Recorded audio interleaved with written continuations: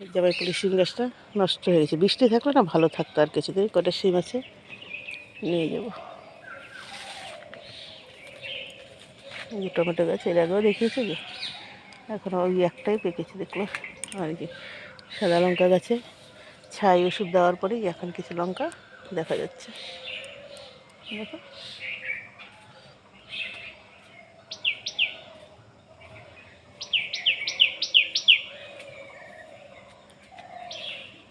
সুপারি গাছটা একদম চারা সুপারি গাছ লাগানো হয়েছিল, পিছন দিকে ছিল, এখানে এনে লাগানো, পিছনে জায়গা নেই। যখন এই ঘরটা করা হয় সরকার থেকে পেয়েছি বলেছিলাম, তখন এটাকে এনে এখানে বোনা হয়েছে। কিন্তু এটা দেখি ঘরের সাথে লেগে গেছে, কিন্তু চালটা যখন দেওয়া হবে গাছটা রাখা যাবে না, অনেকটা হিলে গেছে। এটার সাথে ঠেলে দিতে হবে, কিন্তু টিনের সাথে লেগে যাবে। দেখো এখানে লেগে গেছে গোটাটার সাথে।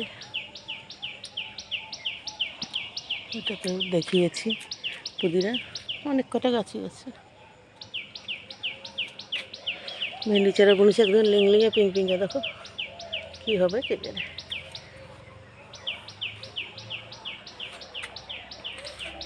নীল ফুল এক দুটো আছে, শিম কাটা নিয়ে যাবো, নিয়ে রান্না করতে দিয়ে দেবো। আর লাউ গাছটা দেখো কোনো উন্নতিই হলো না, ডগাগুলো একদম ল্যাংলাঙা হয়ে গেছে। ভাবছি দুটো ডগাছকে নিয়ে যাবো, দেখো মাথা টাথা সব নষ্ট হয়ে গেছে দুটো।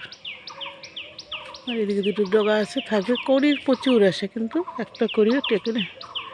এই এরকম হয় বড় বড়, ভাবি হবে কাপড় দিয়ে ঢেকে রাখি, কিন্তু হয় না। কাপড়টা খুলে দিলাম, এই আরও একটা আছে, কিন্তু হয় না।